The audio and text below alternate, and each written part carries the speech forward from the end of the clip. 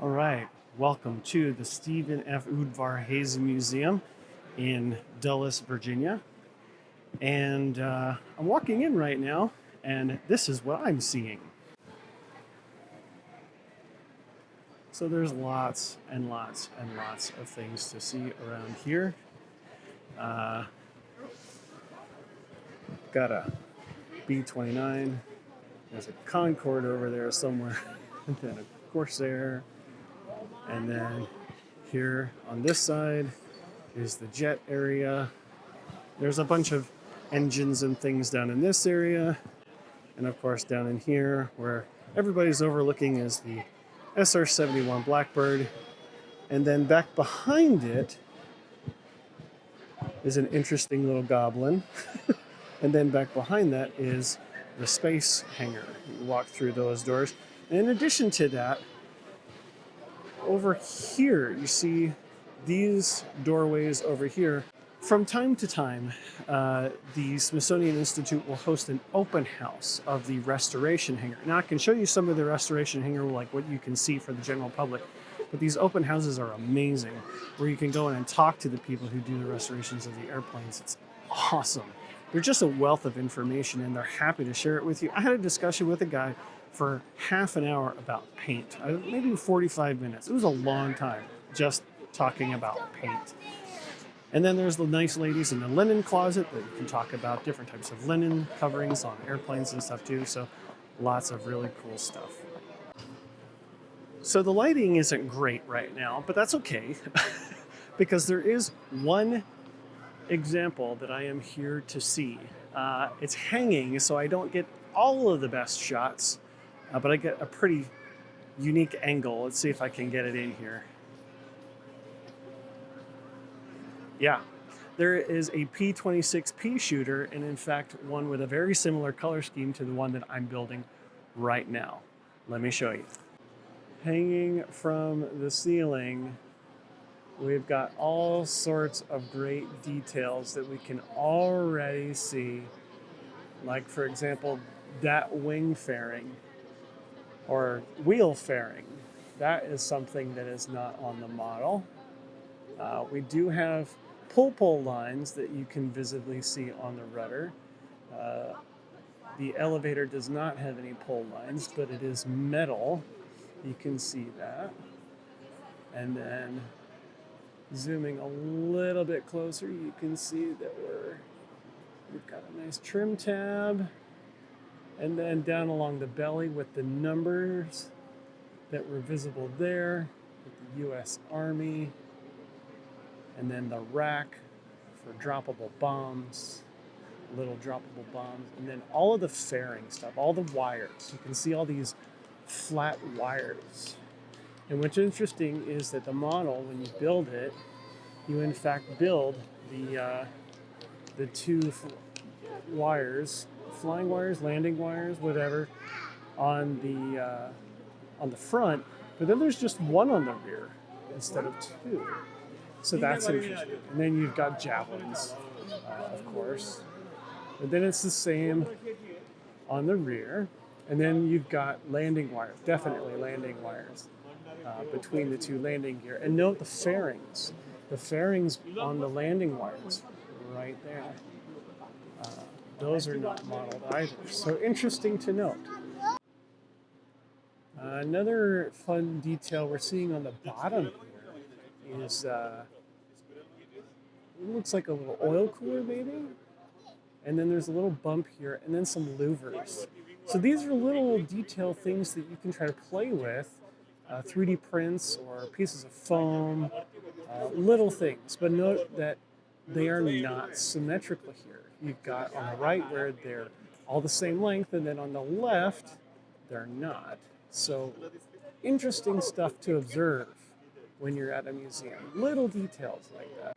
Moving on to the front of the airplane, you can see there's a lot of hardware exposed, pretty typical of the time. Note the different exhaust pipes sticking out. Pretty cool and unique, but also you've got this neat cowling thing to help direct air directly over the jugs. It's just really neat detail, good to see where the holes are, etc. Some interesting hardware and fasteners as well. Some cool things to try to replicate there too. Other thing we've got is a pitot tube here sticking out on the right wing, right essentially where the wires attach, but it's more on the upper side. It's not directly on the leading edge. Have to take a closer look at that once we get upstairs and see what we can see. Now, no trip to this museum would be complete without me paying a visit to my lady. This is by far, as a lot of you know, my absolute favorite aircraft in the world. And she still sits here and she's still beautiful. The SB-2C Helldiver. Absolutely stunning, stunning restoration.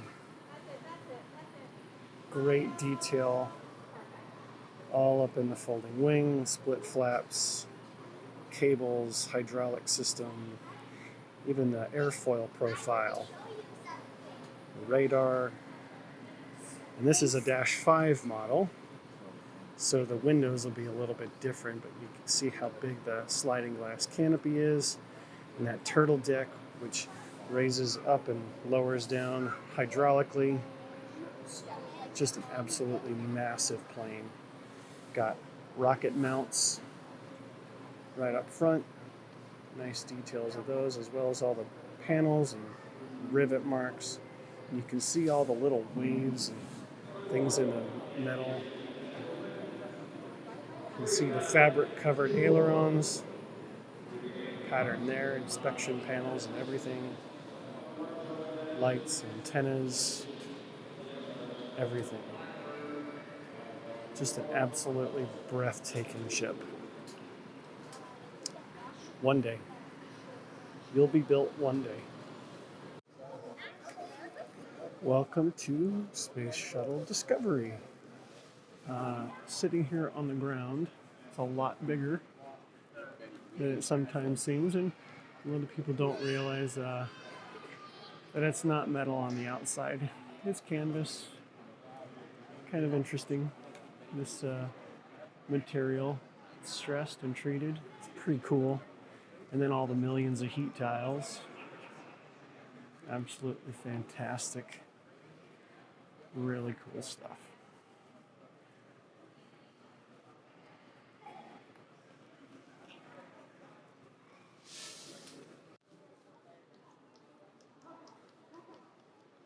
So this is looking up. I'm standing here on the ground, and this is like at least another length of me to get up and touch the trailing edge of that flap. Just really, really cool stuff. Look, I'm walking under it. So absolutely amazing. Canada arm. So cool.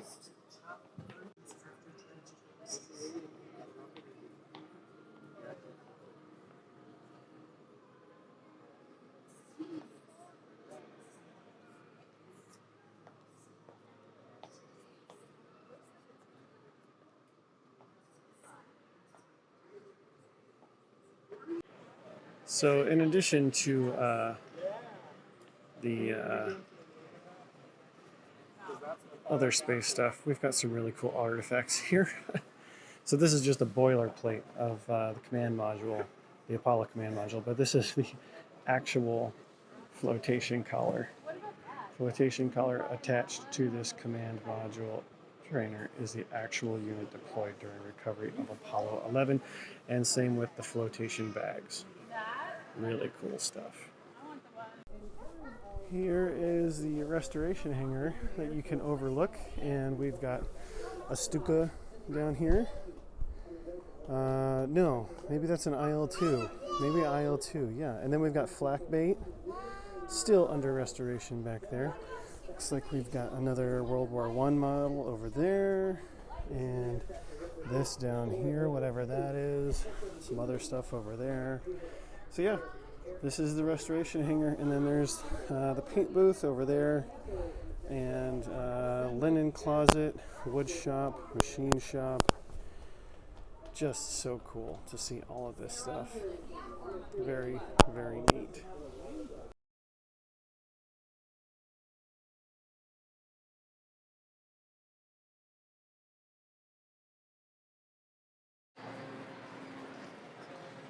So, I still have one more level to go. But here she is from the side. And again, we're seeing those flying wires, and we can get a little nicer look at where that pitot tube mounts, as well as a sighting tube and radio and some wires. Some nice details on the empennage.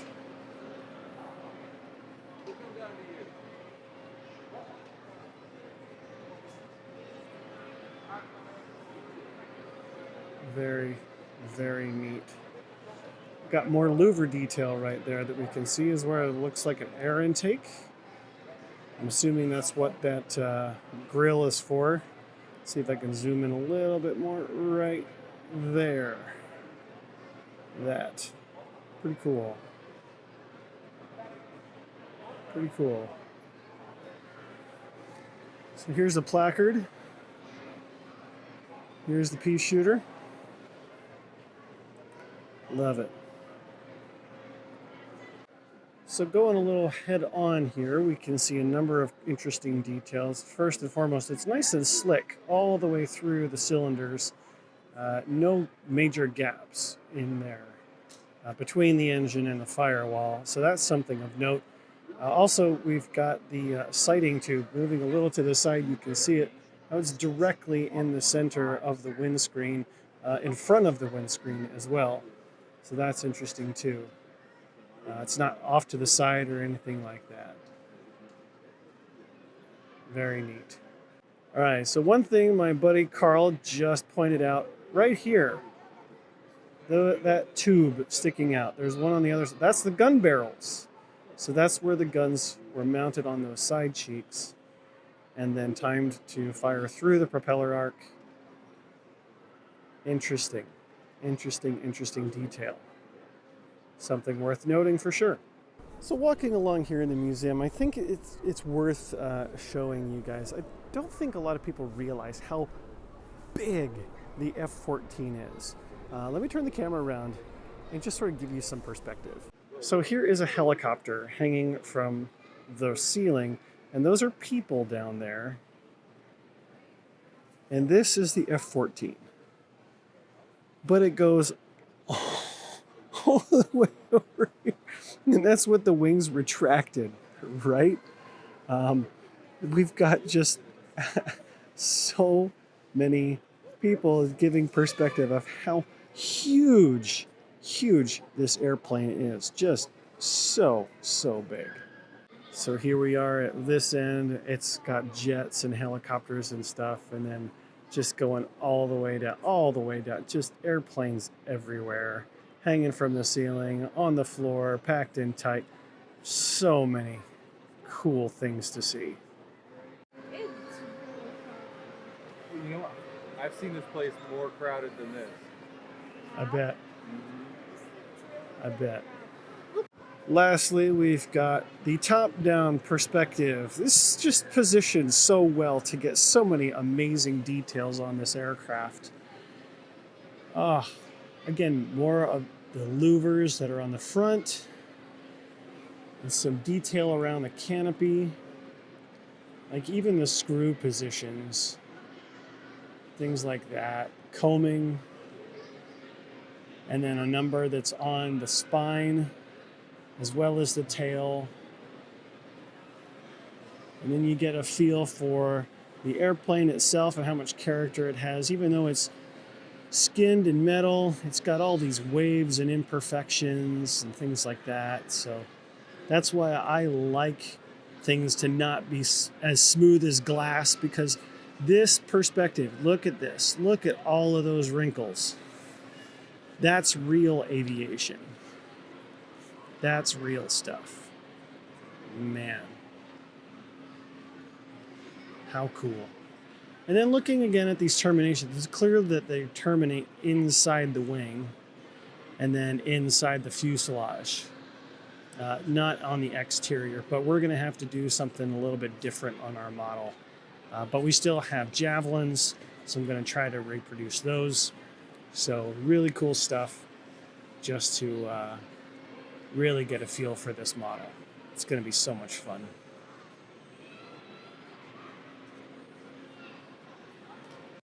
These are our tax dollars at work. So come to museums, come to see all of this fantastic stuff. It's just a treat to come and have fun with this stuff and do it with friends too. Let's go see some more things. So real fun fact, yeah, there's a B-29 in here, stuffed in here, really. But what you can't see, perhaps, until you get to this perspective, is which airplane this is. Might be only on the other side, but this is in fact the Enola Gay, the airplane that dropped the first atomic bomb. Very, very cool. Though we've got a lot of guided tours going on, but had to get the nose art in for you to show you for sure, Enola Gay. All right, so we've got the Concorde here, and you can kind of get a feel for how big that sucker is looking at people in relationship to it. What's kind of also interesting is looking at the size of the doors and the size of the windows. You think it's small on a passenger jet today, man. They did not give you much viewing space at all on this thing. So interesting note there, but still really cool aircraft to see.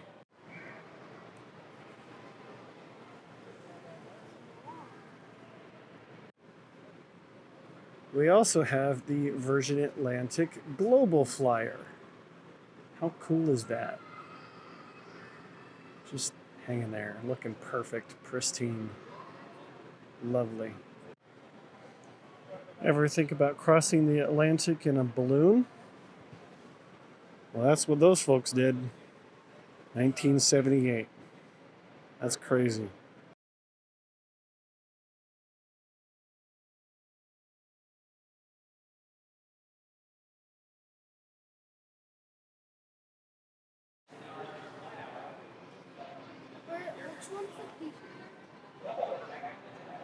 Wild. That's so wild. You know, right next to a Concorde, it seems very fitting to have a Jenny. Just sitting proud, doing its thing. Absolutely remarkable. You know, a lot of people go back and forth in terms of what is the smallest airplane in the world, and I gotta hand it to you. I've got one that's probably it here. It's tiny. This is the Stitz SA-2A Sky Baby. No kidding. That's the airplane. It's got little stall holes there. Yeah, I would say experimental for sure. This says world's smallest. I would believe it, but you've also got a BD jet here. Just so cool. So cool. So with the spirit of really fast things, we've got Beck Mahoney's Sorceress right here. That's an amazingly sleek ship. So tiny. Just absolutely marvelous to see. And a great place to get reference pictures and things like that if you're really interested in replicating this model. Such a thin wing, and man, what a rocket ship. In the often modeled but never replicated category, we have a piece of history here. Arguably one of the most beautiful models of airplane to ever be conceived or constructed. How cool is this? The Hughes H1 Racer. How amazing is that? You can see so much of the construction and so many of the details. Just absolutely beautiful work. Stunning.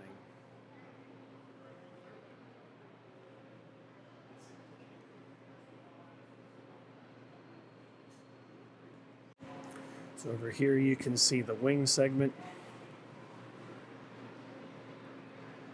With the landing gear extended.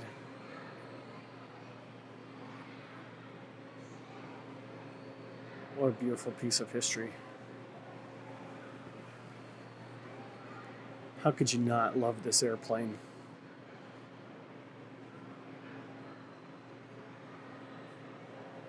Now, more than just balloon craft, we have really high balloon craft. Really, I mean, absolutely amazing mission to space. Felix Baumgartner. How cool to see this piece of history. Absolutely awesome. Love it. In addition to Felix Baumgartner, you've got the Strato Jump. Just hanging there from the ceiling. How cool is that? A little bit different of a capsule. Let me show you. It's basically a felt box, a cloth box. Yeah. So just sat there on a chair and went up in that gondola. Absolutely crazy. Just so many things to see. I mean, I've got the model of the Hindenburg up here, more space jump, ballooning types of craft and things. And then there's like cutaways of engines. Let me show you this one real quick.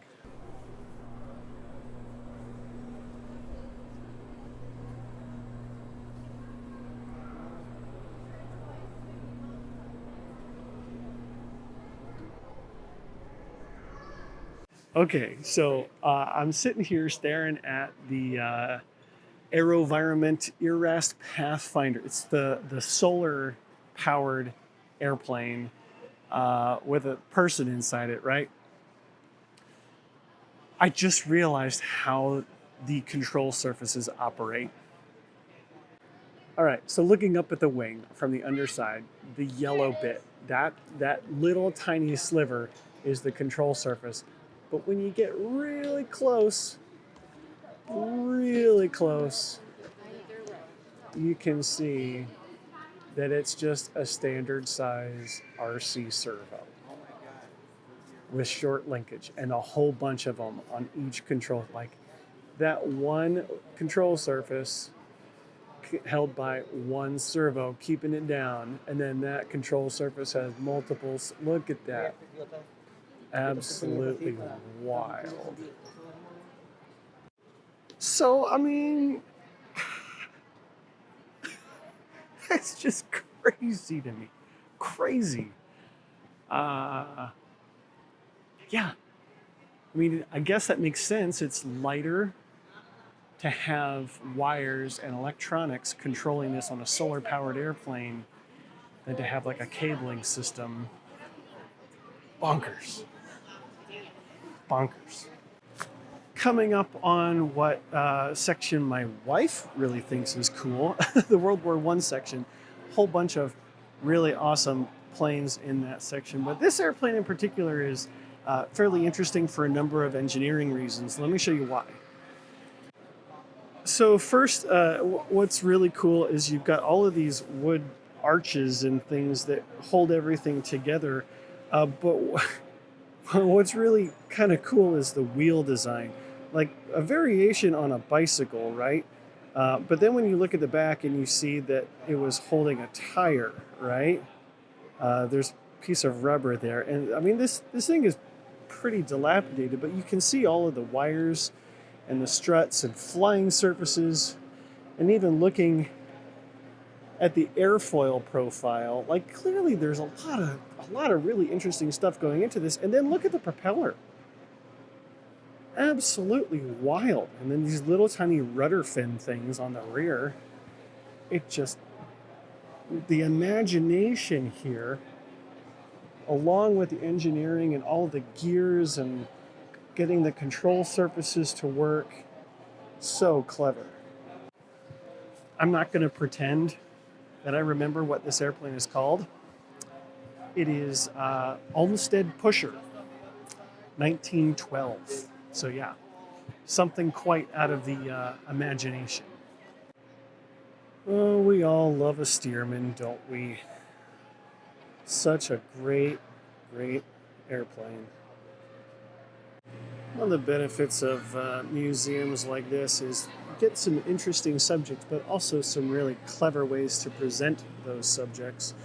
So it's got a nice cutaway covering here to show all the stuff on the inside, all of the interior reinforcements that you don't get to see. Really clever to show all the wood and then the wire reinforcements and turnbuckles and everything, all the stuff that's put together to make this contraption work, and a floating contraption at that. So this is one of those nice German schemes that I love to look at. Just look at these lozenge patterns for hours on end. Just so intricately done, and the rib stitching, and even the rib stitching, you can see that they're not the piece of canvas that goes over top is not the same width from rib to rib. Like there's a wide one, there's a skinny one, that one's kind of in the middle. Just so interesting to see all these little things that make these handcrafted machines. Absolutely bonkers. And then seeing the hardware too, and the little pieces that join the wire at the cross mount. I mean, just being able to look at this stuff up close and personal, it just, there's nothing else for it. This is a SPAD 16, not the 13 that's more common, but again, you see the same kinds of things where you look at the ribs and the subribs right along the leading edge, and you can see the inconsistencies, not the consistencies, but like this rib in particular, how the stitching covering that canvas, it kind of wanders a little bit. It's not perfectly centered on the rib.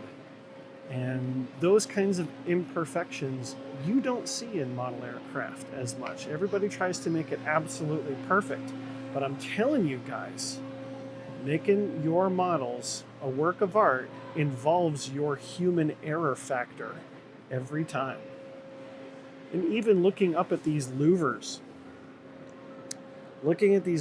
Yes, they are done by a machine, but they are not perfect from one to another. There's little tiny details that you can make out and see that they are not the same. Absolutely fascinating. Love to see stuff like this. All right, so I've come to a point in the museum where it's a nice open space. So I'm going to close out here, enjoy it more off camera, take some reference pictures, etc., and just have some overall fun.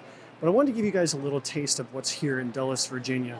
If you ever fly into the Dulles airport, this is just a brief Uber away and absolutely worth it. Free admission, and if you're here temporarily and Uber over here, you don't have to pay the $15 parking fee.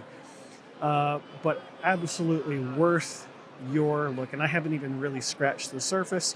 I haven't gotten up close to the jets or the engines, even the machine guns that are on display here. There's so many wild things to see. And I'm back here under the Peashooter again. I'm excited to get home and keep working on that Peashooter and make it an absolute beautiful and scale piece of art. Really, this is an art museum. This is an art museum for aviation nerds like us. And with the SR-71 in the background, I encourage you to keep working on your flying works of art.